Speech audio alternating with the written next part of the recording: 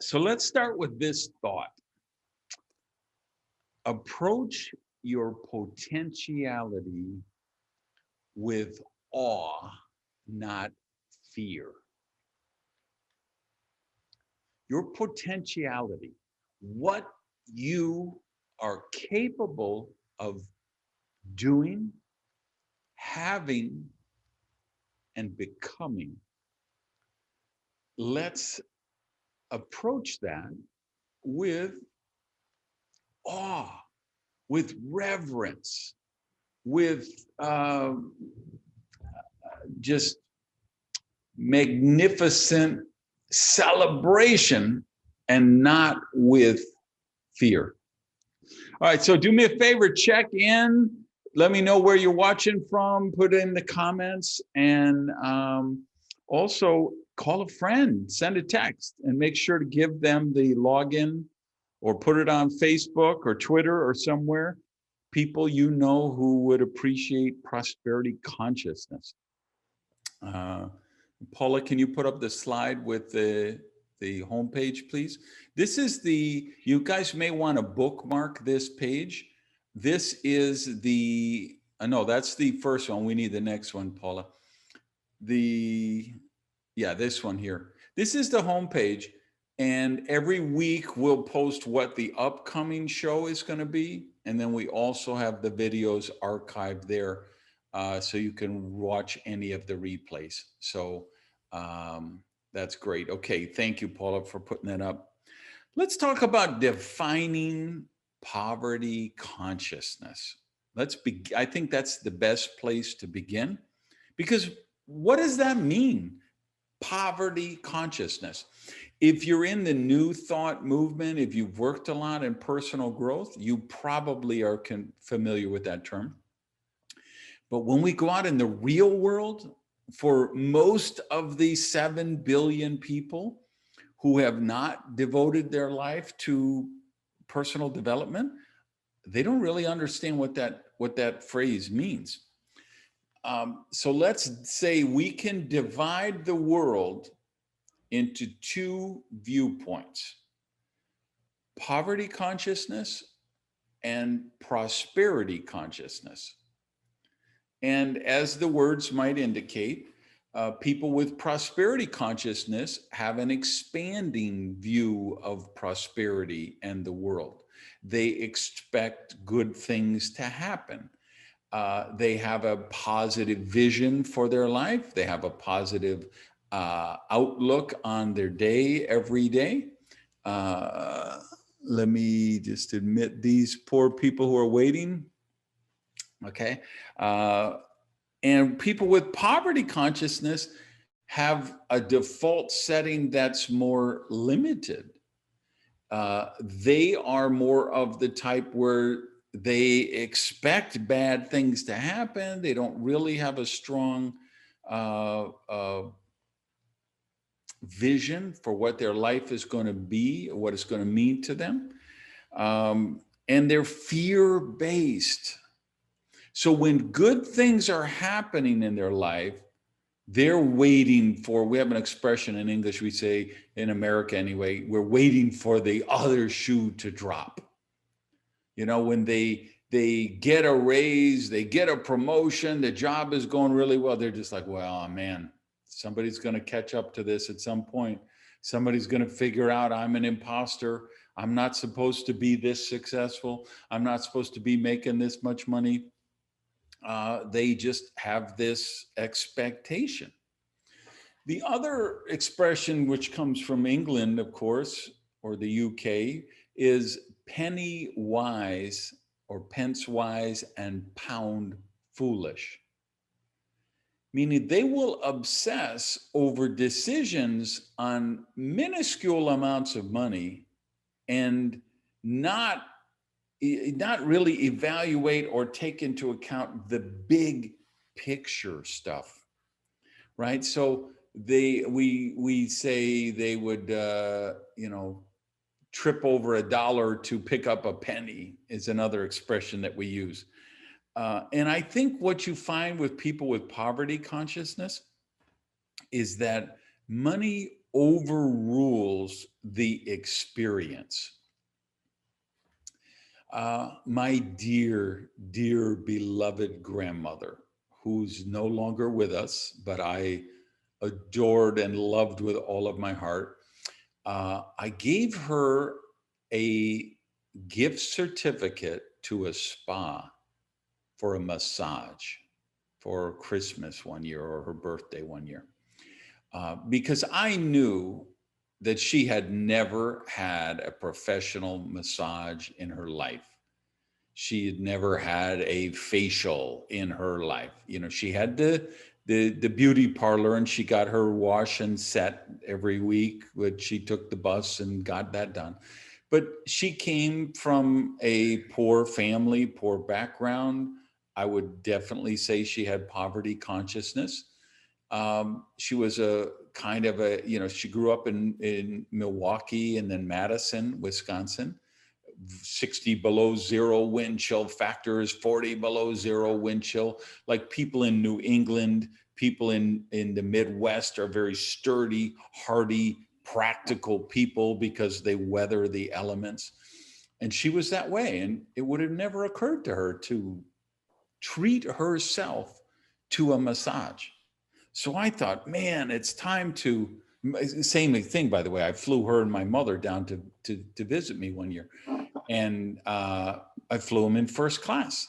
And they were just apoplectic. They just didn't know how to even deal with that.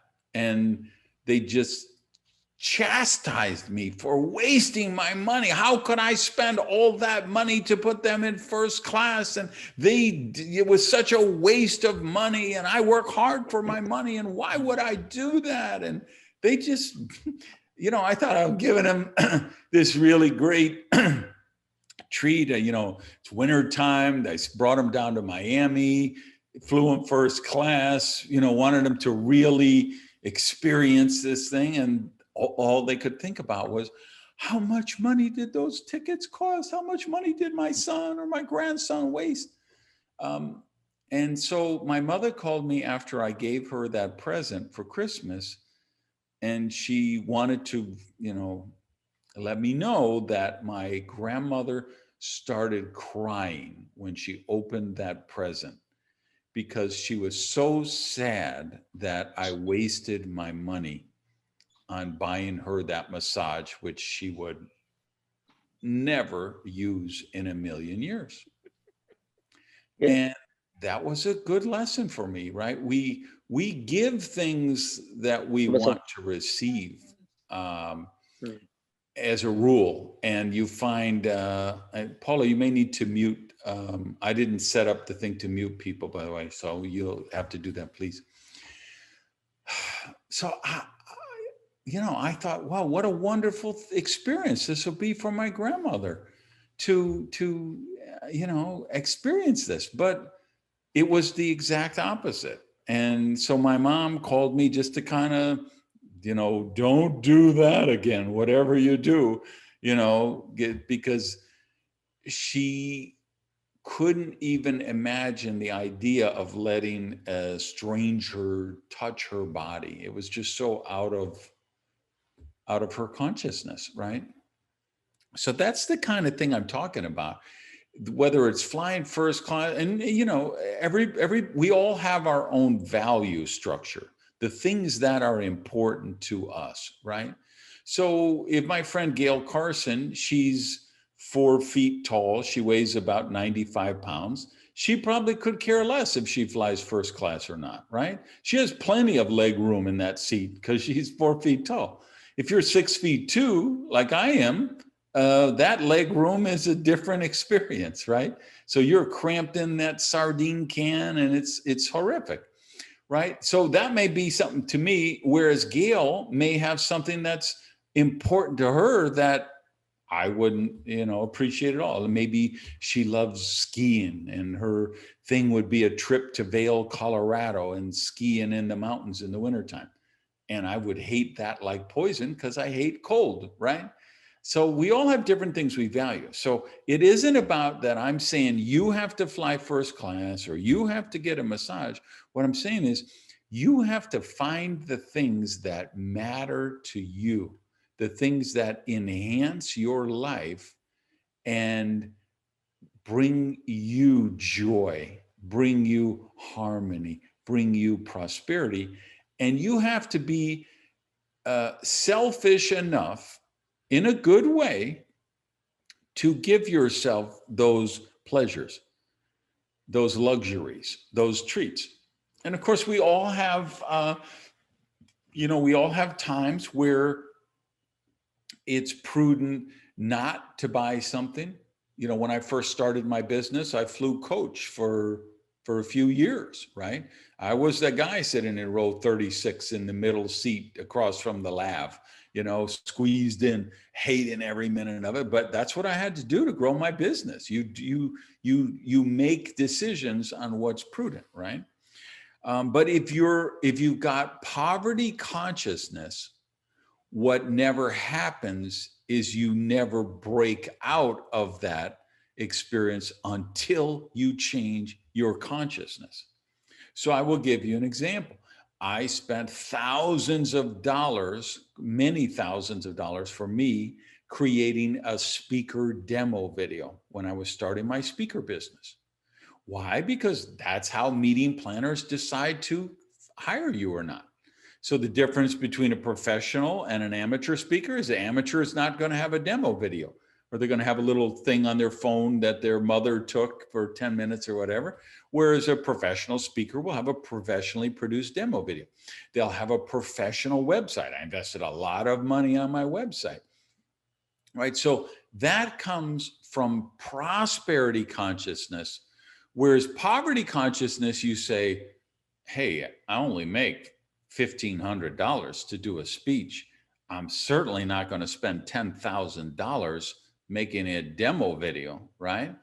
Well, yeah, if you got prosperity consciousness, you would, because you'd say, I want to raise my fee to $5,000 a speech or $10,000 a speech. And to do that, I'm going to have to invest in the marketing materials that are congruent with that branding and positioning. And so don't think I'm just talking about speakers. I'm talking about everybody in every business.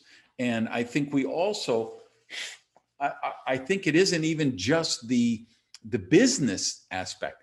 I think we also send messages about our relationships and our family. We let people know how much we value ourselves. So another example of poverty versus prosperity consciousness would be if you're in a relationship and the other person disrespects you and they belittle you and they insult you, or they try to humiliate you in public or talk down to you. When you have prosperity consciousness, you'd say, I'm sorry, I'm not going to allow you to treat me that way. So you set boundaries and you set standards and you let people know if they want to be in your life, they're going to have to treat you with respect. So that's an example of that. And that's why I say, I think it really spills over into your relationships, your health, your work, all of the things in your life. I remember, let me see if I can tell this story without getting into trouble. I have to think about this. I'm trying to protect the innocent or the guilty. All right, so I'm gonna just talk about a person I know, and I'm not gonna be more specific than that, who's in a relationship with somebody who is just riddled with poverty consciousness. And they have a lot of money, by the way. This is something to be really important. And when I say a lot of money, I mean, I don't mean they're a billionaire or a multimillionaire, but I mean, they don't struggle for money. They have set aside a very big safety net for themselves. They have got money set aside. But the reason is because they scrimp on everything. So if you go to their home, and they need to run a waffle iron because it's Sunday morning and they're making waffles for the grandkids, then they have to turn off the blender and the coffee maker, because if they run the coffee maker and the waffle iron at the same time, it blows a fuse and they have to go down in the basement and replace the fuse, right? This is a person who could easily upgrade their electrical thing, but it would never occur to them, because why would they spend that money? So they remodeled their kitchen and they spent $2,000 remodeling their kitchen. And so the person who is my friend who is dating them was telling me the story about them, because they did everything themselves. They tried to do the electrical, they tried to do the plumbing, they tried to install the cabinets, they bought used stuff, they bought cheap stuff, the cheapest stuff they could find. And I said, yeah, that was interesting. I think I spent more than that remodeling my kitchen. I think I spent $5,000. And this person said, $5,000? Wasn't your kitchen a lot more than that? And I joked, no, what I spent $5,000 for was the crane to bring the cabinet up to my penthouse. Because if you've ever seen my kitchen, if you watch the first or second show I did them from my kitchen, I have stainless steel countertop and white cabinets. It's like an Apple store, right? I love that minimalistic look.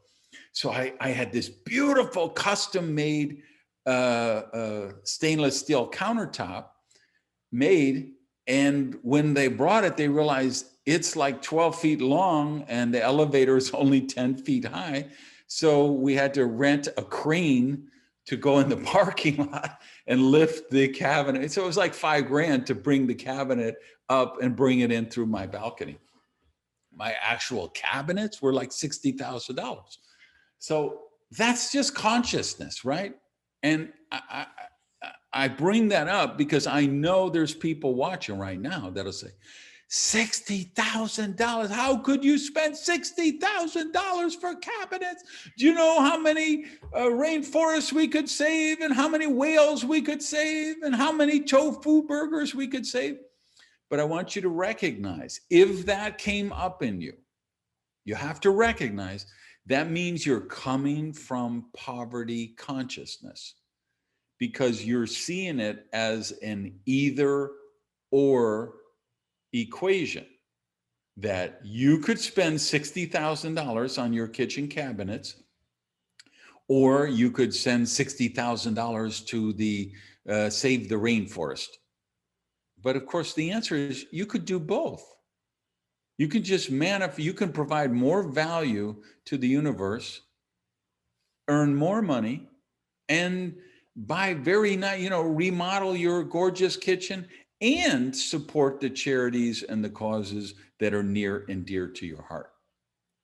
So when I when I chose the name for this topic, murder your poverty consciousness, I did that really mindfully. You have got to kill that poverty consciousness if you want to break through and break out, if you want to live a life of health, harmony, and prosperity.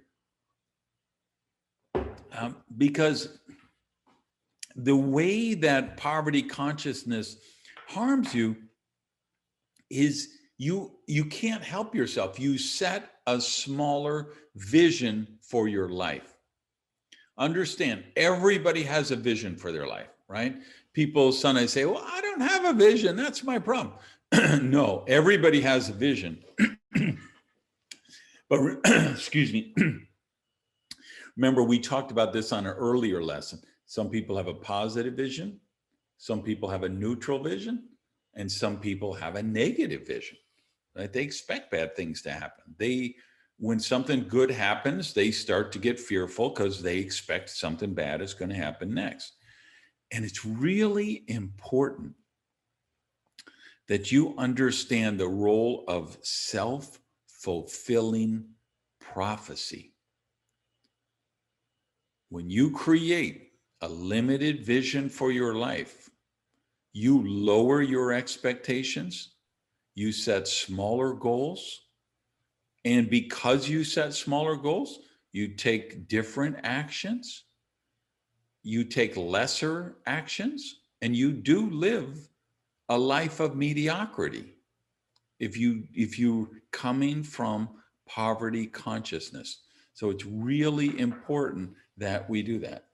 Who's with me? Just say yo or check in, say yo in the comments or give me a thumbs up, whatever. Let's see. And we got people from all over. Good to see you guys.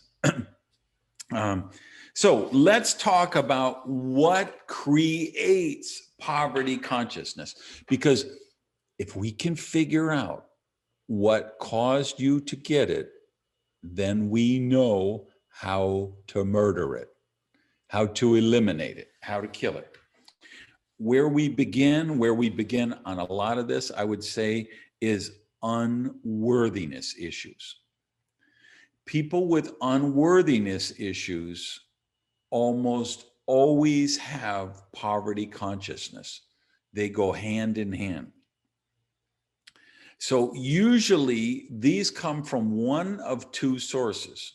Source number one is organized religion, and source number two is your family structure.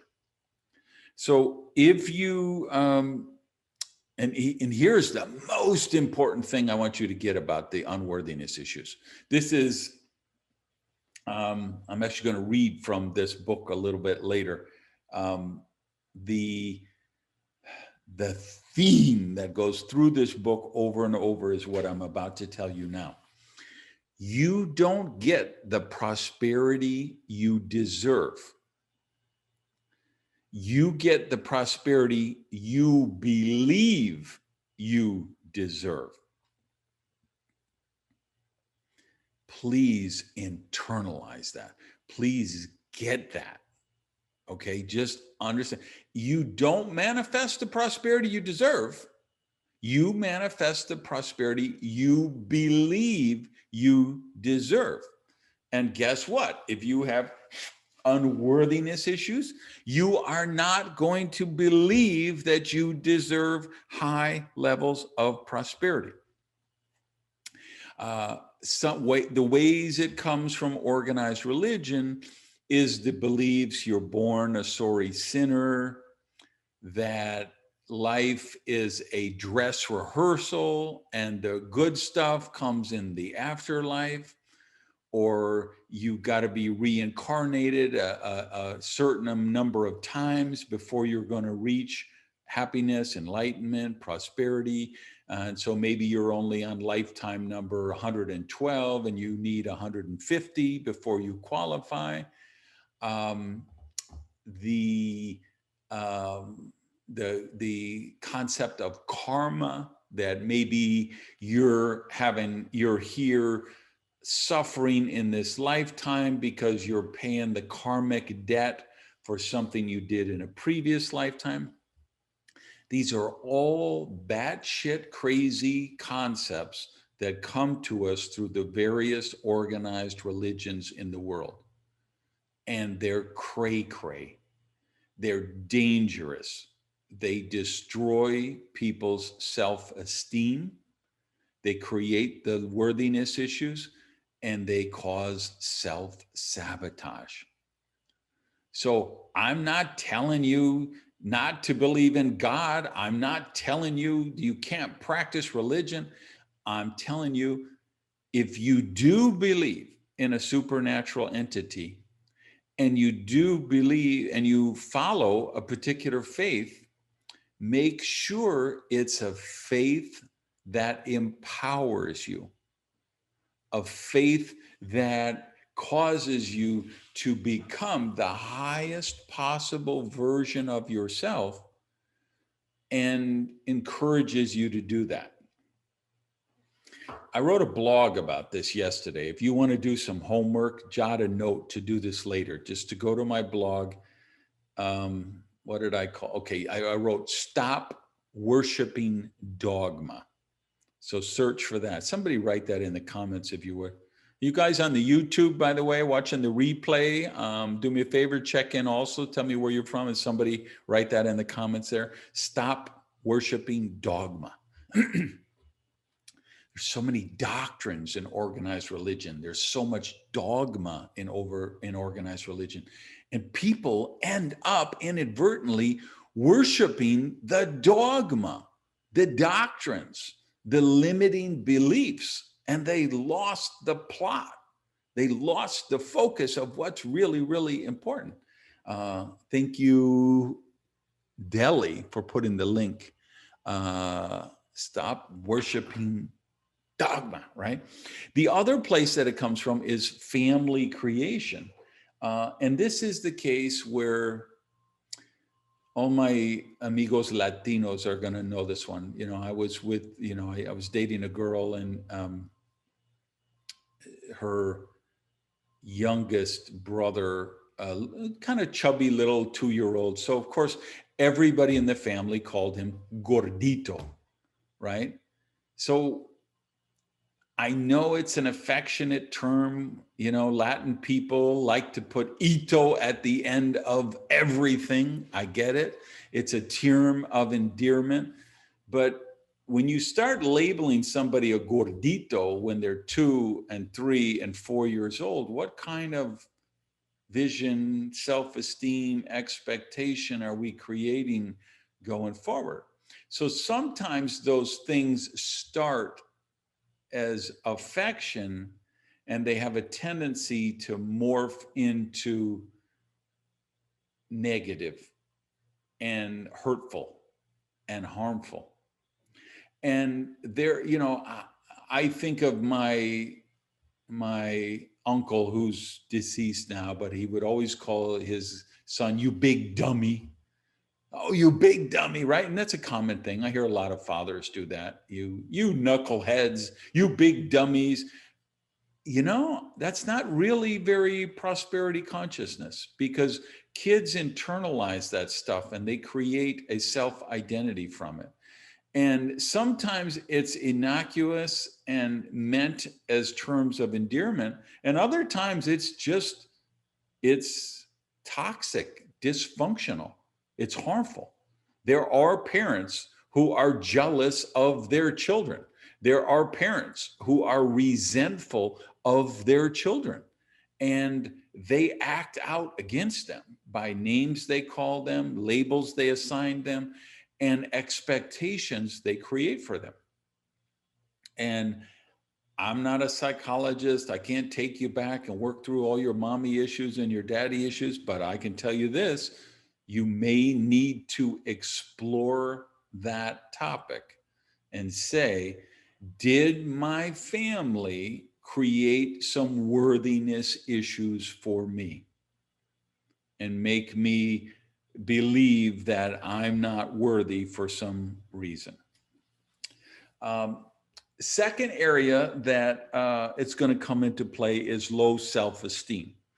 And you see all these, I'm going to talk about 4 different things, and they're all very interrelated. But low self-esteem is different from worthiness because it's often caused from worthiness issues. But worthiness is usually proactively programmed into you, right? Your temple, mosque, church, or synagogue programs you to believe that you are a sorry soul in need of redemption, right? Whereas low self-esteem, that's usually comes, it's self-created often, and it comes from fear and doubt, where you're fear-based and you doubt yourself. So, and this happens sometimes. You have perfectly loving, empowering parents who want the best for you and do everything they can to create high self-esteem, and you still don't have it because you are comparing yourself to an older sibling. Or this is why I say social media can be so harmful, because nobody ever goes to well, not nobody, but most people don't usually go to Instagram and say, I really feel like crap today and I didn't do my work and I'm cheating on my diet and I feel lethargic and I'm just going back to bed. You know, most people, even if they feel that way, they post something like, wow, I just got a great evaluation from my job. My boss really thinks I'm amazing, right? So social media presents this external view of life, which you're comparing to your internal view. And remember what we talked about last week or the week before?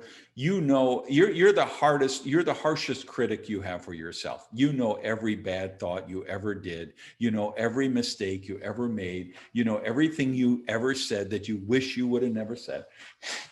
And you're comparing yourself to somebody who's being interviewed on the Jimmy Kimmel show, talking about their nonprofit foundation that they started and the beautiful home they have and the new movie they're starring in. And that's the external version. They may be facing the same personal demons that you are, but you don't see it because you only see the external for public presentation side.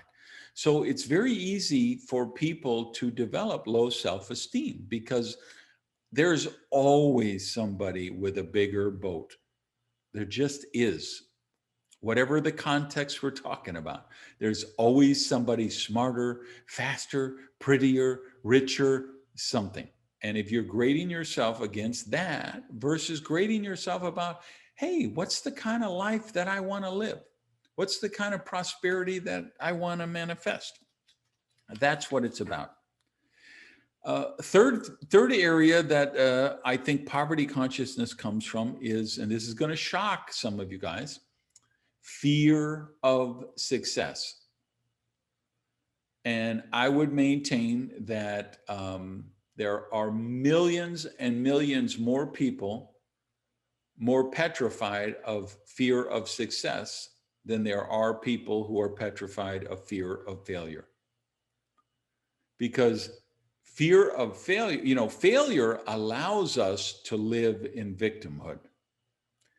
Failure allows us to live in denial. Well, I tried that business, but you got to get in at the top. You got to have money to make money. You got to know the right people. You got to come from the right side of the railroad tracks. You got to have the right college degrees. I didn't have that. I didn't have a chance. So there's all those built-in ready-made excuses. So we can delude ourselves and say, okay, we're living a life of mediocrity, but it's not our fault. We're living a life of mediocrity because we're a victim. And man, what a destructive thing to do to yourself. So whereas with fear of success, then it's like, will I fit in? Will my friends still like me? Because if you've been programmed with all the limiting beliefs about money, that rich people are evil, that money is bad, that successful companies exploit others, then when you start to achieve success, you start to think, well, does this mean I'm a bad person? Does this mean my friends and family aren't going to love me anymore? And it's really a serious problem today that people have in fear of success. And then the fourth thing I'm just going to say that creates it is just misplaced priorities. And the best way I can describe this is it is miserly hoarding versus celebrating abundance. I knew a guy who lived like a pauper. I mean, a pauper. He went out every morning for his morning walk. He went out and he collected bottles and cans from trash bins. And then he would take them and trade them in for, sell them at the recycling center for whatever they paid. And then he would take, when it got enough, he would buy a gold bar with the money and put the gold bar in his safe. and he amassed a big amount of gold bars. He amassed a big amount of net worth in those gold bars, and they were sitting in his safe when he died. And it's not my place to judge how he lived his life. But as a guy who's been studying prosperity for the last 30 years or so, I just felt sorry for him. I felt like, God, he scrimped and saved. He was the ultimate discount coupon chaser. He negotiated everything. He would spend 20 minutes, negotiating to save 75 cents on something. He was one of those crazy coupon people who spent hours clipping coupons and looking for the buy one, get ones and the double coupon value days. And he would spend 3 hours in coupon preparation before he went grocery shopping. And he was a really smart, talented guy. And I just thought, if he put that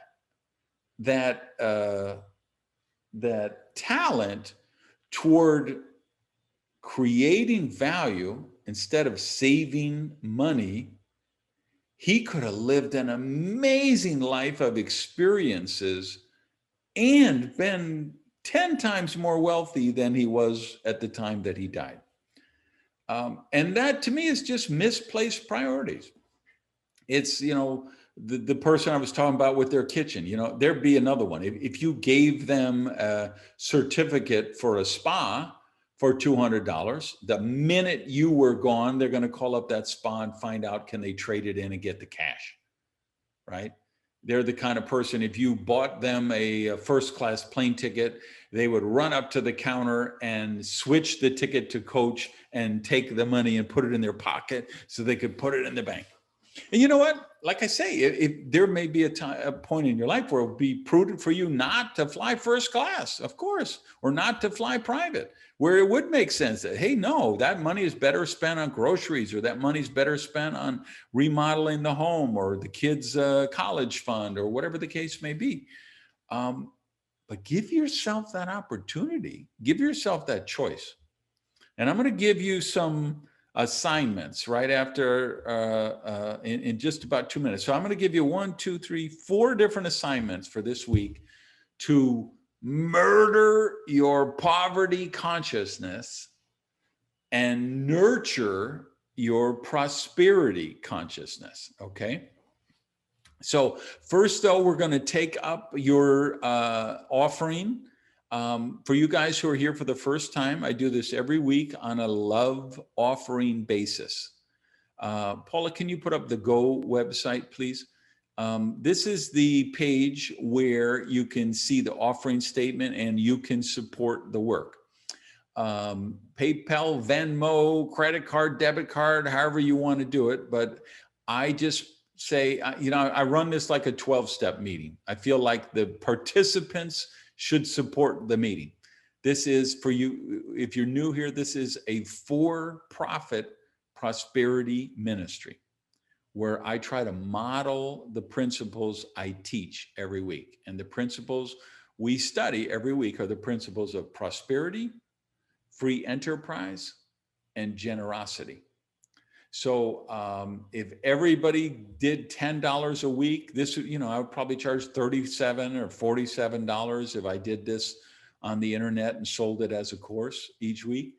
But I thought, and we have people who tithe to me because they feel this provides their spiritual nourishment. I'm humbled and honored for those of you who do that.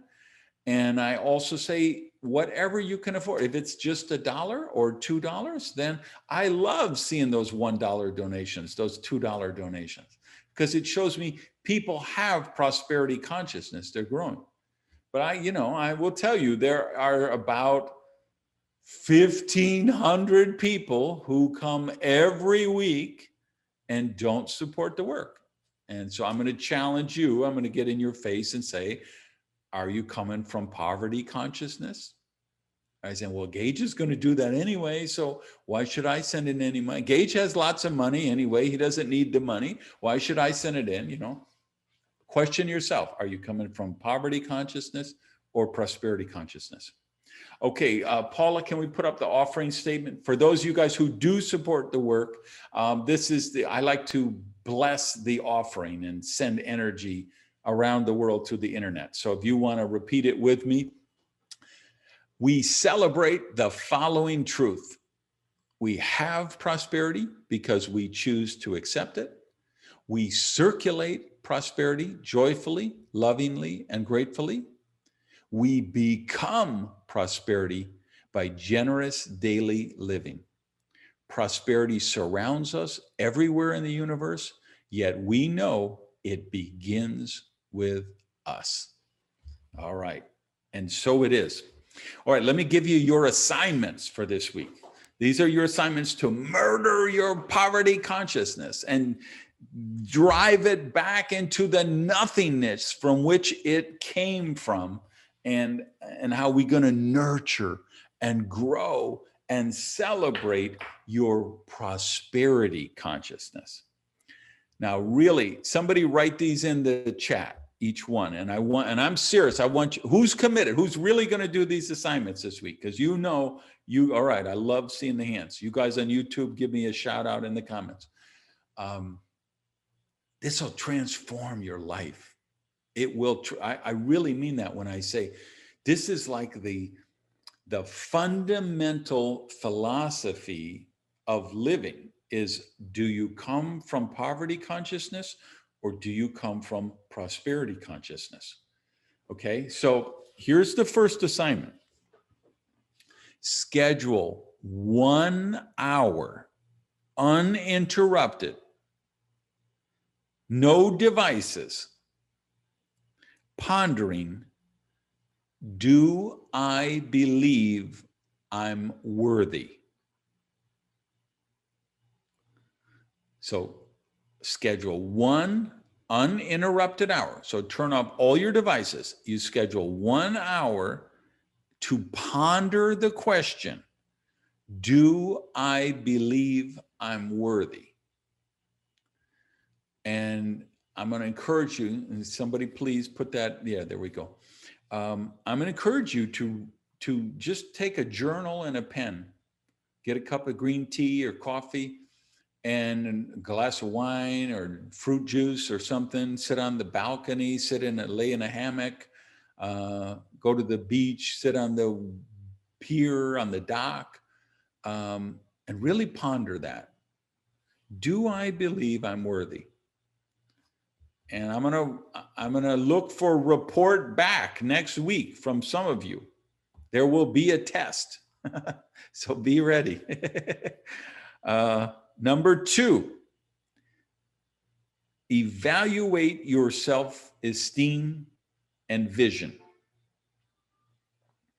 And the specific task is to decide, is your vision positive, neutral, or negative? Is your vision positive, neutral, or negative?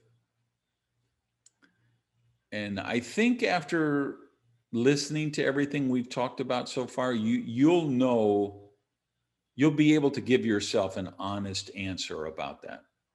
What are you really expecting? Okay, number 3. Based on those 2 results above, rearrange your self-development program. Okay, based on whatever you came up with assignment 1, whatever you came up with on assignment 2, I want you to reconfigure your self-development program. And for many of you, that's going to mean to start a self-development program. And what I believe, and I'm going to recommend with fierce veracity, is that you do daily self-development, that you do it in the mornings before you begin your day, and you start with a minimum of 15 minutes a day, every day that ends in Y, from now until the day you die. Every day. You're just going to add this to the list of comb your hair, brush your teeth, take a bath, take a shower, eat breakfast. That every day you spend daily self-development time. And then based on what you uncovered in the first two, think about what is that going to be? So for example, books. Obviously, I'm hawking Radical Rebirth. I believe this is the, oh, look at those people holding it up. I love it. Good on you guys. This is the culmination of 20 years, 25 years work of my life on how to recreate you. Look at that one. The magic of thinking big. As a man thinketh, James Allen. The Science of Mind, Ernest Holmes. Prosperity, Charles Fillmore. Think and Grow Rich, Napoleon Hill. Yes, he's going to love you for doing that. If you look on the screen, The Go-Giver. This is a series, and we've got one of the co-authors is in this chat room right now, Bob Berg. He's here every Saturday, you see. So they've got a series called The Go-Giver. The Go-Giver sells more. The Go-Giver influencer. The Go-Giver for people who drink orange juice in Miami. I mean, there you see a couple other ones being. Bob, you got a lot of fans in this room. There's a lot of people holding up your books. You should be happy. You should be proud. So those great examples. So those are the kind of books, podcasts. I have a podcast every week, 2-3 shows, the Power Prosperity Podcast. Bob has a Go-Giver podcast. For you guys who speak Spanish, if you look in the chat room right now, Jose and Jorge do a Spanish version of this prosperity ministry every Saturday, a couple hours after the English one. And you could see in the chat, scroll through the chat, you could find it. And if you follow them on the socials, they post it during the week. If you follow Paula, she's always posting it during the week. So those would be good. I have a blog. There are other positive blogs that these are the kind of thing. I have a YouTube channel. It's called Prosperity TV. For some of you, this is the assignment I give my friends who are just riddled with poverty consciousness, is I tell them, you go to my YouTube channel and you commit to watch one video a day, every day for 60 days. And they're transformed. The ones, and very few actually do it, I'll tell you that right up front, but the ones who do it, they're transformed in 2 months. Their total mindset has taken a 180-degree flip, because you can't be exposed to that kind of stimulus on a regular daily basis and not have it impact your thinking in a positive way. So that might be something you do during your daily self-development time. So, and there's plenty of other positive YouTube channels and positive podcasts and positive blogs. So believe me, all that stuff is out there, okay? But you think about, okay, how much time am I going to devote to my self-development program that I'm going to commit to, and I'm going to do it every day. I'm not going to answer the door. I'm not going to answer the phone. I'm not going to leave the house until I've done my daily self-development. Okay, assignment number 4, the finally. I blogged about this many, many years ago, a concept that I called $1 Million Monday. And the idea was, I started this when I was starting to become a little successful, but I wasn't a millionaire yet. And I said, you know what? I'm going to pick one day every month. and I'm going to live like a millionaire. Like I had at least $1 million and I could do anything I wanted. I'm going to pick one day and that'll be $1 Million Monday, or what, it doesn't matter what day of the week you pick. But so I said, so that day I'm going to go out for breakfast. I'm going to order the tastiest, best thing on the menu. I'm going to leave a huge tip for the waitress. I'm going out for lunch. I'm going to have a really amazing lunch. I'm going to leave a great tip for the waitress. I'm going to go out to dinner that night. I'm going to go to a day spa. I'm going to get a massage. I'm going to buy fresh flowers for myself. I'm going to go to the park or the beach, and I'm going to lay in a hammock or on a chaise lounge, and I'm going to live like a millionaire. Here's what I'm going to encourage you to do. Schedule one day to be your $1 Million Monday. Okay. Or your, whatever, Sábado Gigante, whatever it is. Pick one day a month. I see you laughing at me, Jose. You think I don't know Don Francisco back in the day?